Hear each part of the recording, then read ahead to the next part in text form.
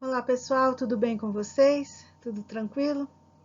Então, chegamos à semana 4, a semana onde iremos finalizar o conteúdo do segundo bimestre.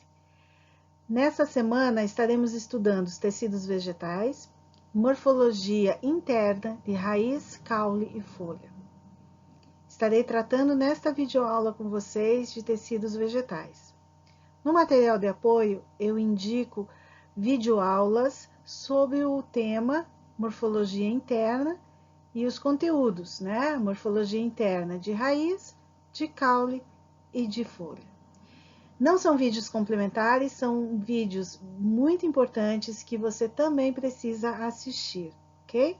Se você quiser um estudo um pouco mais aprofundado e detalhado, eu sugiro que você copie, né, o assunto tratado nesta videoaula, que está em forma de tópicos, está bem detalhado e dividido, né, sobre os tecidos vegetais, e faça a mesma coisa em relação ao assunto morfologia interna, onde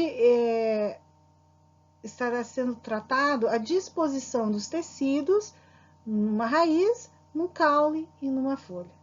Tudo bem? Vamos começar. Tecidos vegetais de crescimento. Nos vegetais ocorrem dois tipos de crescimento: o crescimento primário, que é o crescimento longitudinal da planta, e o crescimento secundário, que é um crescimento em espessura. O crescimento longitudinal, o crescimento primário, ele ocorre em todos os grupos vegetais, desde briófitas até angiospermas dicotiledôneas.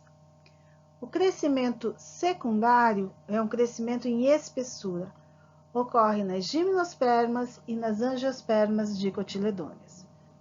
Então, vamos ver agora o crescimento primário. O tecido que vai promover o crescimento vegetal é chamado de meristema. No crescimento primário, nós teremos os meristemas primários, ok? Quais são as características dos meristemas primários? São tecidos formados por células pequenas, parede celular fina, vacúolos pequenos ou nem tem vacúolos, e o crescimento é longitudinal. Quais são os tipos de meristemas primários? Primeiro, dermatogênio, que vai dar origem à epiderme, o periblema, a casca, pleroma ao cilindro central, é a parte central de uma raiz, de um caule, de uma folha. Caliptrogênio, que vai originar a coifa da raiz. Então, o primeiro crescimento do vegetal é o crescimento chamado primário, tá?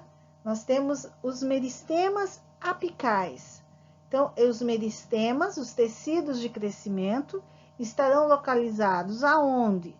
No ápice da raiz, no ápice do caule, ok? Por onde o vegetal vai crescer longitudinalmente. A planta cresce pelo ápice da raiz e pelo ápice do caule. A partir dos meristemas apicais, formam-se os meristemas primários. Nós temos aqui uma ilustração mostrando, né, a extremidade do caule, a extremidade da raiz. Ali, nessa região, né, do ápice do caule ou do ápice da raiz, da ponta, da extremidade dessas estruturas, é que nós encontramos tecidos responsáveis pelo crescimento vegetal. Então, mais uma vez, para ilustrar o que nós estamos conversando, né? Então, veja lá, numa estrutura básica de raiz, nós percebemos que existe uma região formada por tecido meristemático, uma região onde a divisão celular é intensa, porque vai promover o crescimento desse vegetal, dessa planta. Então, nós temos lá, ó, zona meristemática. Então, ela é formada por tecido meristemático, tecido de crescimento. Então, muitas mitoses, um processo intenso de divisão celular. E no caule, também nós conversamos sobre as principais partes do caule. Nós vemos que aqui no caule, nós temos lá gema terminal, né? Tá vendo lá, ó? Gema terminal é a mesma coisa que gema apical. É por onde também a planta tem o seu crescimento primário, ok? Então, uma região onde há intensa divisão celular, muitas mitoses, para que promova o crescimento dessa planta. Meristema apical, né? Então, meristema apical, então no início da formação do vegetal, nós temos ali os meristemas primários. A protoderme, que vai dar origem à epiderme, o meristema fundamental. Então, esse tecido, ele vai originar tecidos de preenchimento e sustentação à planta, que é o parênquima, colênquima e esclerênquima. E o procâmbio, a parte interna, mais central, né, das estruturas vegetais, como a raiz, caule e até mesmo uma folha. Então, essa região do procâmbio vai originar o xilema e o floema primários. Xilema é um tecido de condução de água e sais minerais, ok? Floema é um tecido de condução de seiva elaborada, então é de condução do alimento, dos nutrientes, do produto da fotossíntese e água pelo vegetal. Informações importantes em relação às angiospermas e às gimnospermas. Monocotiledôneas e dicotiledôneas herbáceas. Herbáceas são aquelas plantas, aqueles vegetais que têm o caule verde, né? Então, eles são de pequeno porte, são mais frágeis. Ocorre somente o crescimento primário, crescimento longitudinal. Nas dicotiledôneas, né, nas angiospermas dicotiledôneas, então aqui eu tenho árvores de grande porte. Nas gimnospermas, que são os pinheiros, as sequoias gigantes, são árvores de grande porte. O crescimento primário vai acontecer nesse vegetal, né? O crescimento longitudinal, durante um ano e meio, vai depender da espécie. Mas estes dois grupos de vegetais terão também o crescimento secundário, que é o crescimento em espessura. Então, depois de um ano e meio, até 2 anos, começa o caule a engrossar. As raízes começam a engrossar. E assim o vegetal vai se desenvolver, né? Crescimento secundário. Então, o crescimento em espessura. Quais são os tecidos que fazem parte desse crescimento em espessura? O felogênio e o câmbio. O felogênio, ele é responsável pela formação da região da casca, né? Então, a parte interna da casca é chamada de feloderme. E a parte externa, né, que a gente enxerga, que a gente vê num caule, por exemplo, é chamado de súber, né? O conjunto feloderme, felogênio, súber é chamado de periderme. A parte interna, a parte central do vegetal, né, nas estruturas vegetais, por exemplo, num caule, eu tenho o tecido chamado de câmbio. E ele é formado pelo xilema secundário, é a parte interna central num caule, por exemplo. É o xilema que está ali localizado. E em volta do xilema, né, externamente, né, em volta dessa parte central, num caule, por exemplo, eu tenho floema, que é também aqui, no caso, como é um tecido secundário, responsável pelo crescimento secundário, então é um floema secundário. Vamos estudar agora os tecidos adultos. Então, a planta já teve o seu primeiro desenvolvimento nos tecidos meristemáticos e agora sim começa o desenvolvimento de tecidos adultos. Primeiro tipo, tecidos de revestimento. Epiderme. A epiderme ela é uniestratificada, ela é formada por células vivas, aclorofiladas e bem unidas, porque ela é bem fininha. Possui uma cutícula, essas células têm uma cutícula de uma proteína chamada cutina, que funciona, né, como uma cera impermeabilizante. Tá? Então, uma proteção a essa planta, principalmente na região das folhas. Diferenciações da epiderme. O que pode aparecer de diferente na epiderme?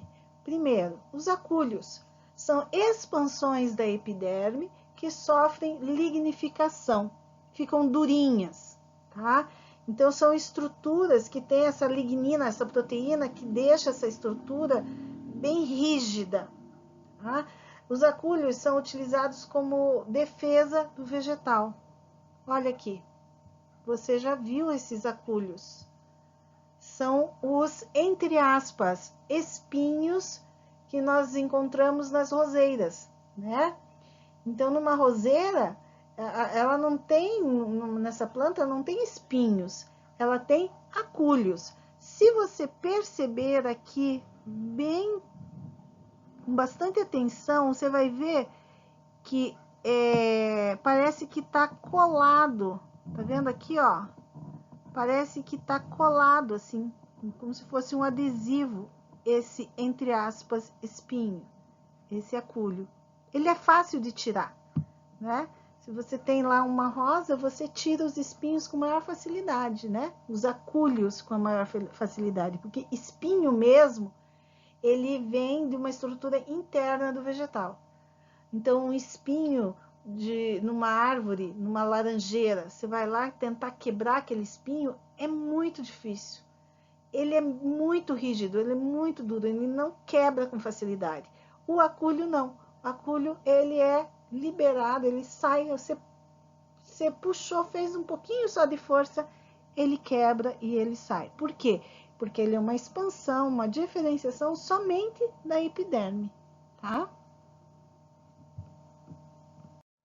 Continuando com as diferenciações da epiderme, nós temos os pelos ou tricomas.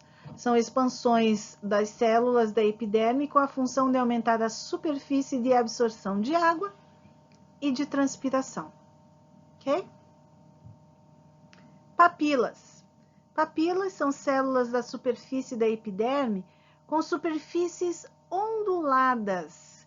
Facilitam a polinização nos vegetais e dão um toque aveludado nas pétalas.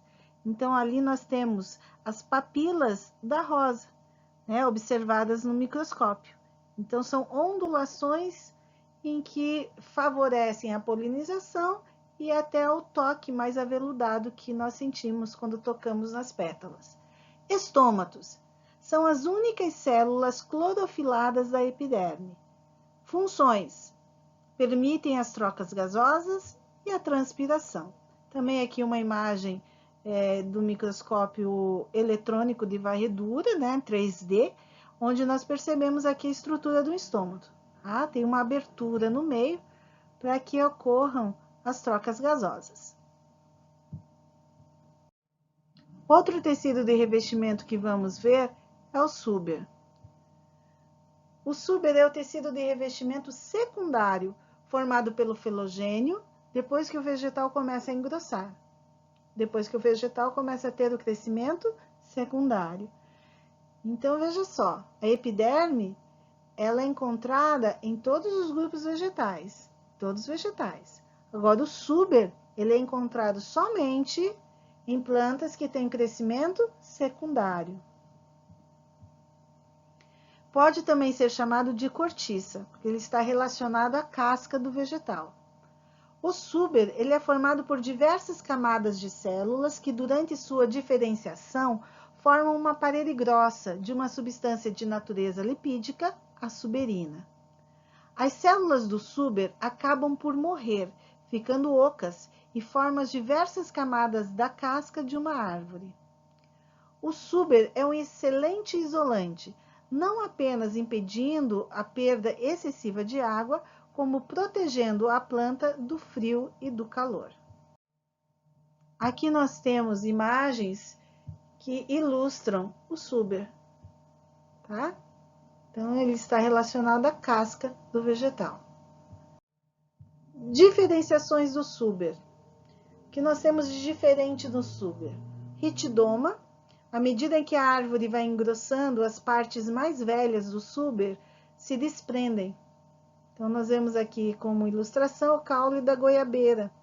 Então, essas partes que se desprendem são chamadas de ritidoma. Lenticelas são espaços entre as células do suber, por onde circula o ar e acontecem as trocas gasosas. Aqui nós temos o caule de uma acerola. Esses pontinhos brancos são aberturas por onde entra e sai o ar, né? Ocorrem as trocas gasosas na planta. Vamos falar agora sobre os tecidos de sustentação. Colênquima, primeiro tipo. Ele é formado por células vivas, clorofiladas e paredes espessadas por celulose. Dão flexibilidade às folhas e caules. Então, aqui mostrando, né, a estrutura celular do colênquima. O esclerênquima. O esclerênquima ele é formado por células mortas com paredes espessadas por lignina. Podem ser formados por esclerídeos ou células pétreas. São células curtas com formas variadas, fazem parte das cascas das nozes, caroço de pêssego e azeitona. Ou fibras, células longas e afiladas nas extremidades. As fibras são usadas na indústria têxtil, caso da juta e do linho. Então, você vê ali uma imagem, né, retirada do microscópio dessas células, que formam o esclerênquima. Aqui nós temos a juta, né, ali a planta na natureza, onde são retiradas essas fibras, e o linho. Terceiro grupo de tecidos adultos são os parênquimas. Os parênquimas são formados por células vivas, com parede celular rígida, comunicam-se por meio dos plasmodesmos, que são perfurações que existem na parede celular da célula vegetal, e tem como funções preenchimento de espaço, assimilação e reserva. Vamos ver agora os tipos que existem de parênquimas. Parênquima cortical e medular. Aqui a função é de preenchimento de espaço, né? Cortical e medular, veja aqui, né? O córtex, a parte externa, né? Da periferia de um órgão, ok? No caso de uma raiz, de um caule, e o parênquima medular. Então, são células, é um tecido de preenchimento que está na parte medular, na parte central de uma estrutura vegetal, que pode ser a raiz, pode ser o caule, pode ser uma folha. Parênquima clorofiliano ou clorênquima é um tecido abundante em folhas, que são os tecidos fotossintetizantes das plantas, porque eles são ricos em clorofila, tem os cloroplastos. Parênquima aquífero é um tecido que armazena água, é característico de plantas de regiões áridas. Parênquima airífero ou airênquima é um tecido que acumula ar. É um tecido frequente em plantas aquáticas, facilitando a sua flutuação. Parênquima amilífero. Parênquima amilífero é o que tem grande quantidade de amido. É muito comum no endosperma ou nos cotilédones de sementes. Também em determinados tipos de caules ou até de raízes, né? É um tecido de reserva de amido. E é isso aí, pessoal. Chegamos ao final de mais uma videoaula.